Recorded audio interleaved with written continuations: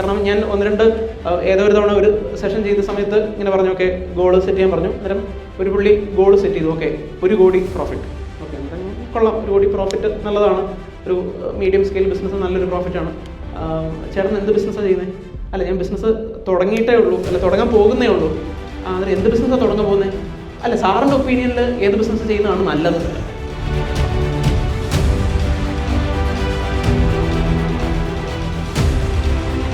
നിങ്ങൾ ആഗ്രഹിക്കുന്ന ഗ്രോത്ത്, നിങ്ങളുടെ സെയിൽസിൽ, നിങ്ങളുടെ പ്രോഫിറ്റബിലിറ്റിയിൽ, നിങ്ങളുടെ ടേൺ ഓവറിൻ്റെ ഗ്രോത്ത് 10% 10%, നിങ്ങളുടെ ഇൻഡസ്ട്രിയിൽ എന്തായിരിക്കും അക്സെപ്റ്റഡ് ആയിട്ടുള്ള നമുക്ക് പോസിബിൾ ആകുന്ന ഒരു ഗ്രോത്ത് എന്നുണ്ടെങ്കിൽ ആ റിസൾട്ട് അല്ലെങ്കിൽ ആ എഫോർട്ട് കൺസിസ്റ്റൻ്റ് ആയിട്ട് നിങ്ങൾക്ക് ഓവർ ദ ഇയേഴ്സ് ചെയ്യാൻ പറ്റുകയാണെന്നുണ്ടെങ്കിൽ യു ക്യാൻ ഡു വണ്ടേഴ്സ്.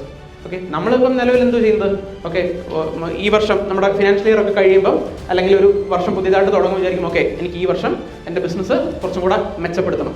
എത്ര മെച്ചപ്പെടുത്തണം, അതിന് ഞാൻ എന്ത് ചെയ്യണം, അതിനൊന്നുമില്ല. അല്ലെങ്കിൽ മേ ബി ചുമ്മാ ഒരു ലിമിറ്റ് അങ്ങ് വെക്കും. ഓക്കെ കഴിഞ്ഞ കൊല്ലം എനിക്ക് 5 കോടിൻ്റെ ടേൺ ഓവർ ഉണ്ടായിരുന്നു, ഇക്കൊല്ലം എനിക്ക് 10 കോടിൻ്റെ ടേൺ ഓവർ. ചുമ്മാ പറയുമ്പോൾ ഒരു സുഖം. ഓക്കെ സ്റ്റാഫിനെയൊക്കെ വിളിച്ചിട്ട് ഇക്കൊല്ലം നമ്മൾ 10 കോടിൻ്റെ ടേൺ ഓവറാണ് നമ്മൾ ചെയ്യുന്നത്. എങ്ങനെ 10 കോടി എത്തും അറിയത്തില്ല. അതിന് മാർക്കറ്റിംഗിൽ എന്താണ് ചെയ്യേണ്ടത്, അതിന് സെയിൽസിൽ എന്താണ് ചെയ്യേണ്ടത്? അന്നേരം നമ്മൾ പറഞ്ഞു ടേൺ ഓവർ കൂട്ടുക എന്നുള്ളതല്ല, എന്താണ് പ്രോഫിറ്റബിലിറ്റി, പ്രോഫിറ്റിനകത്തുള്ള വർധനം. അന്നേരം നമ്മുടെ ഫിനാൻഷ്യൽ ഗോൾ എന്ന് പറയുന്നത് എന്തായിരിക്കണം? എപ്പോഴും പ്രോഫിറ്റിലുള്ള ഗോളായിരിക്കും.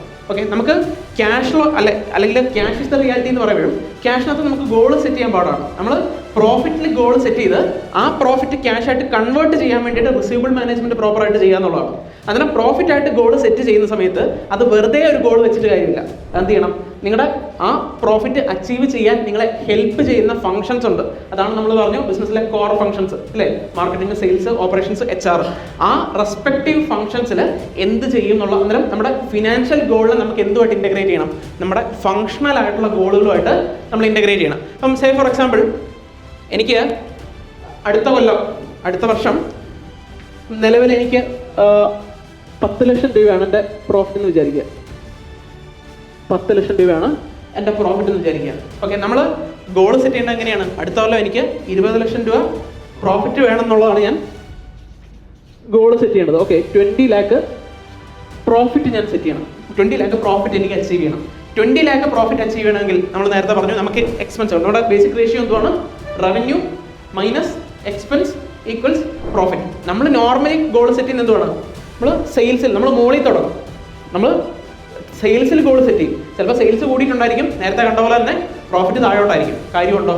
ഇല്ല. സെയിൽസ് കൂട്ടാൻ ഫോക്കസ് ചെയ്തിട്ട് കാര്യമില്ല, പ്രോഫിറ്റിൽ ഗോൾ സെറ്റ് ചെയ്യാം. ഓക്കെ അന്നേരം ഈ ഗോൾ സെറ്റ് ചെയ്യുമ്പോൾ എഗെയിൻ ഇത് റിയലിസ്റ്റിക് ആയിട്ടുള്ള ഗോളായിരിക്കണം, അതേസമയം തന്നെ ചലഞ്ചിങ് ആയിട്ടുള്ള ഗോളും ആയിരിക്കണം. കാരണം ഞാൻ ഒന്ന് രണ്ട് ഏതോ ഒരു തവണ ഒരു സെഷൻ ചെയ്ത സമയത്ത് ഇങ്ങനെ പറഞ്ഞു, ഓക്കെ ഗോൾ സെറ്റ് ചെയ്യാൻ പറഞ്ഞു. അന്നേരം ഒരു പുള്ളി ഗോൾ സെറ്റ് ചെയ്തു, ഓക്കെ 1 കോടി പ്രോഫിറ്റ്.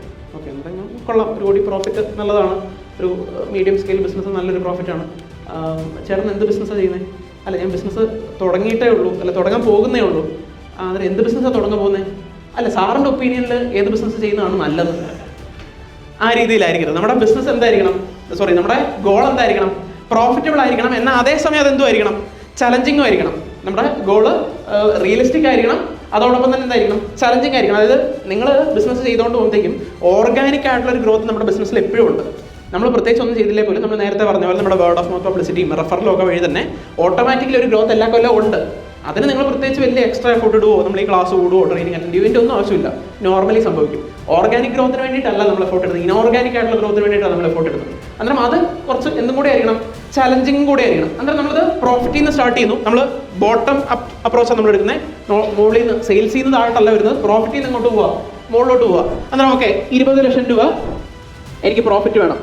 എനിക്ക് എൻ്റെ ബിസിനസ്സിനകത്ത് ഫിക്സ്ഡ് ആയിട്ടുള്ള എക്സ്പെൻസുകളുണ്ട്. നമ്മൾ എക്സ്പെൻസുകളെ കുറിച്ച് നമ്മൾ പറഞ്ഞു, നമുക്ക് ഫിക്സ്ഡ് എക്സ്പെൻസ് ഉണ്ട്, അതേപോലെ തന്നെ എന്തുകൊണ്ട് നമ്മുടെ വേരിയബിൾ ആയിട്ടുള്ള എക്സ്പെൻസ് ഉണ്ട്. ഓക്കെ നമ്മൾ fixed expense say for example എനിക്ക് ഒരു കൊല്ലം 50 ലക്ഷം രൂപ ഫിക്സ്ഡ് എക്സ്പെൻസ് ഉണ്ടെന്നുണ്ടെങ്കിൽ ഇതിൻ്റെ കൂടെ ആഡ് ബാക്ക് ചെയ്ത് കഴിഞ്ഞാൽ നമുക്ക് മനസ്സിലായി നമുക്കൊരു gross profit say for example ഒരു 70 ലക്ഷം രൂപ ഗ്രോസ് പ്രോഫിറ്റ് തന്നെ വന്നാലേ എന്ത് ചെയ്യാൻ പറ്റത്തുള്ളൂ?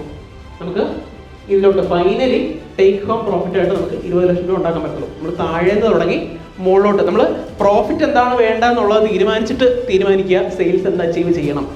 ഓക്കെ അന്നേരം ഓക്കെ 70 ലാക്ക് എനിക്ക് ഗ്രോസ് മാർജിൻ വേണമെന്നുണ്ടെങ്കിൽ സപ്പോസ് 10% എൻ്റെ GP റേഷ്യോ എങ്കിൽ എൻ്റെ ഇൻഡസ്ട്രിയിൽ ഞാൻ എന്ത് സെയിൽസ് നടത്തുന്നോ അതിൻ്റെ 10% എനിക്ക് ഫൈനൽ എൻ്റെ വേരിയബിൾ എക്സ്പെൻസ് കുറച്ചതിന് ശേഷമുള്ള ഗ്രോസ് പ്രോഫിറ്റ് കിട്ടുന്നതെങ്കിൽ ഞാൻ എന്ത് ടേൺ ഓവർ അച്ചീവ് ചെയ്യണം? 70 ലക്ഷം രൂപ ഗ്രോസ് പ്രോഫിറ്റ് ഉണ്ടാക്കണമെങ്കിൽ എന്ത് സെയിൽസ് ടേൺ ഓവർ അച്ചീവ് ചെയ്യണം? 7 കോടി അല്ലേ? 7 കോടി ടേൺ ഓവർ അച്ചീവ് ചെയ്ത് കഴിഞ്ഞാൽ എനിക്ക് എന്ത് കിട്ടും?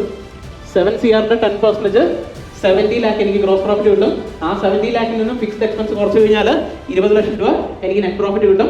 ഈ 20 ലക്ഷം രൂപ ക്യാഷ് ആയിട്ട് കൺവേർട്ട് ചെയ്യാൻ വേണ്ടിയിട്ടാണ് നമ്മൾ ചെയ്യുന്നത്. നമ്മുടെ ബിസിനസ്സിനകത്ത് റിസീവബിൾ മാനേജ്മെന്റ് സിസ്റ്റമാറ്റിക് ആയിട്ട് കൺസിസ്റ്റന്റ് ആയിട്ട് നമ്മൾ ചെയ്യുന്നത്. ഓക്കെ, അവിടെ കൊണ്ട് തീർന്നെന്ന് വിചാരിക്കരുത്. ഈ 7 കോടി എവിടെ നിന്ന് ഉണ്ടാക്കും? അതിനെന്ത് ചെയ്യണം? മാർക്കറ്റിംഗ് ചെയ്യണം. അപ്പം ഓക്കെ, നിങ്ങൾ മേ ബി 5 കോടി നിലവിൽ ടേൺ ഓവർ ചെയ്യുന്നുണ്ടായിരിക്കും. കഴിഞ്ഞ കുറേ വർഷങ്ങളുടെ ട്രെൻഡ് എടുത്ത് നോക്കുമ്പോഴത്തേക്കും എല്ലാ കൊല്ലവും പ്രത്യേകിച്ച് മാർക്കറ്റിംഗ് ഒന്നും ചെയ്യാതെ തന്നെ ഒരു 10% ഇൻക്രിമെന്റ് വന്നിട്ടുണ്ടായിരിക്കാം. അതായത് അന്നേരം നോർമലി എന്ത് സംഭവിക്കും? 5 കോടിയിൽ നിന്നും 5.5 കോടി ആകേണ്ടതാണ്. എക്സ്ട്രാ കുറച്ച് എഫോർട്ട് ഇടണം. ഒരു 1.5 കോടി ടേൺ ഓവറും കൂടെ ഈ വർഷം എക്സ്ട്രാ എഫോർട്ട് ഇട്ടാലേ കയറത്തുള്ളൂ. വെറുതെ നമ്മൾ ഈ ടീം മീറ്റിങ്ങിന് വിളിക്കുമ്പോഴത്തേക്കും അടുത്ത പോലെ നമ്മുടെ ടേൺ ഓവർ ഇതാണ്, നമ്മുടെ കമ്പനി അങ്ങോട്ട് പോവാണ് ഇങ്ങോട്ട് പോവാണെന്ന് പറഞ്ഞിട്ട് കാര്യമില്ല. അതിന് നമ്മൾ എന്താണ് ചെയ്യാൻ പോകുന്നത്? നമ്മുടെ കേസിൽ പലപ്പോഴും സംഭവിക്കുന്നത് എന്തുവാണ്? കൊല്ലത്തിന്റെ ആദ്യം ഒരു ടേൺ ഓവർ ലിമിറ്റ് ഒക്കെ നമ്മൾ സെറ്റ് ചെയ്യും. ഒരു കൊല്ലത്തിന്റെ പകുതിയൊക്കെ എടുത്തേക്ക് ഇങ്ങനെ ഒരു ലിമിറ്റ് ഉണ്ടായിരുന്നു എന്നുള്ളത് നമ്മൾ തന്നെ മറന്നുപോകും. അവസാനം വർഷത്തിന്റെ അവസാനം എത്തി നോക്കുമ്പോഴത്തേക്കും ഇല്ല, ഇതായിട്ടില്ല. എന്തുകൊണ്ടായിട്ടില്ല? ആർക്കും അറിയില്ല. ആ ഒരു രീതിയിലല്ല വേണ്ടത്. നമ്മളൊരു ഫിനാൻഷ്യൽ ഗോൾ നമ്മൾ സെറ്റ് ചെയ്യുക. ആ ഫിനാൻഷ്യൽ ഗോൾ അച്ചീവ് ചെയ്യാൻ ഫങ്ഷണലി ഞാൻ എന്തൊക്കെ കാര്യങ്ങൾ ചെയ്യും? സേ ഫോർ എക്സാമ്പിൾ നമ്മളിവിടെ കണ്ടു 7 കോടി ടേൺ ഓവർ അച്ചീവ് ചെയ്ത് കഴിഞ്ഞാൽ എൻ്റെ റിക്വയർഡ് പ്രോഫിറ്റിലേക്ക് എനിക്ക് അറൈവ് ചെയ്യാൻ വരുന്നു. ഓൾറെഡി 5 കോടി എനിക്ക് ടേൺ ഓവർ ഉണ്ട്. നോർമൽ രീതിയിൽ എല്ലാ വർഷവും ഒരു 10% ഇൻക്രിമെന്റ് വരാറുണ്ട്.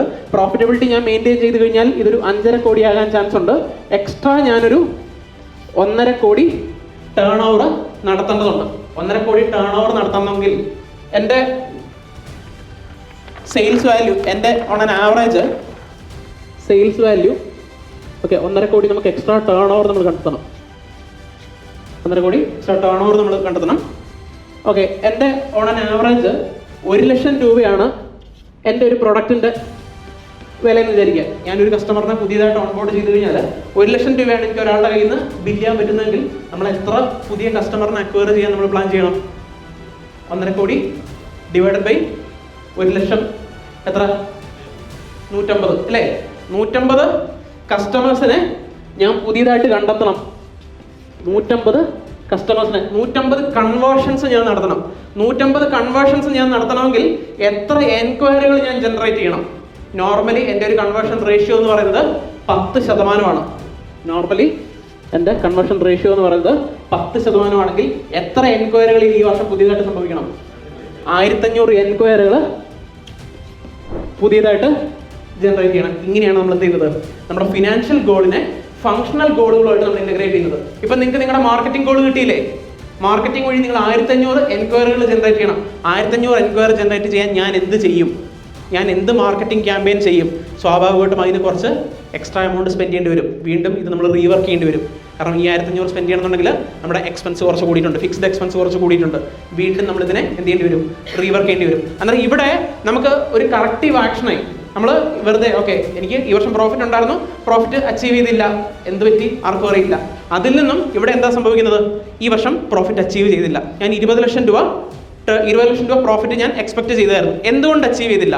ഞാൻ പ്ലാൻ ചെയ്തത് എൻ്റെ ഫിക്സ്ഡ് എക്സ്പെൻസ് 50 ലക്ഷത്തിൽ നിൽക്കണം എന്നുള്ളതായിരുന്നു. അത് കൂടിപ്പോയി. പ്രശ്നം കണ്ടുപിടിച്ചു. അല്ല, എൻ്റെ ഗ്രോസ് പ്രോഫിറ്റ് റേഷ്യോ 10% കിട്ടും എന്നുള്ളതായിരുന്നു ഞാൻ പ്ലാൻ ചെയ്തത്. അത് അച്ചീവ് ചെയ്യാൻ പറ്റിയില്ല. നിങ്ങൾക്ക് പ്രോഫിറ്റബിലിറ്റിയിൽ എന്തോ പ്രശ്നം പറ്റി.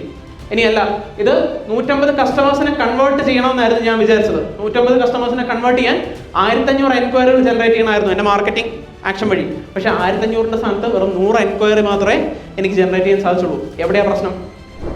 മാർക്കറ്റിംഗിലാണ് പ്രശ്നം. എൻ്റെ പ്രോഫിറ്റ് അച്ചീവ് ചെയ്യാൻ ഞാൻ മാർക്കറ്റിംഗിലാണ് ശ്രദ്ധ കൊടുക്കേണ്ടത്. ഇനിയല്ല, 1500 എൻക്വയറി ഞാൻ ജനറേറ്റ് ചെയ്തു, പക്ഷേ കൺവേർഷൻ നടന്നില്ല. 150 കൺവേർഷൻ നടന്നുള്ളൂ. എവിടെയാണ് പ്രശ്നം? സെയിൽസിലാണ് പ്രശ്നം. നിങ്ങളുടെ സെയിൽസ് ടീമിനാണ് പ്രശ്നം. സെയിൽസ് ടീമിനാണ് പ്രശ്നം എന്ന് പറയുമ്പോഴത്തേക്കും അത് സെയിൽസ് ടീമിന്റെ ക്ലോസിംഗ് ഇഷ്യൂ മാത്രമായിരിക്കണമെന്നില്ല. നമ്മളത് പഠിക്കേണ്ടി വരും. ഓക്കെ, എന്തുകൊണ്ട് സെയിൽസ് ക്ലോസ് ആയില്ല? പ്രൈസ് ഫിക്സ് ചെയ്ത് കറക്റ്റ് അല്ലേ? നമ്മൾ വേണ്ട രീതിയിലല്ലേ നമ്മുടെ പ്രോഡക്റ്റ് ഡിസൈൻ ചെയ്തത്? വേണ്ട രീതിയിലല്ലേ നമ്മൾ നമ്മുടെ ഓഫർ സെറ്റ് ചെയ്തത്?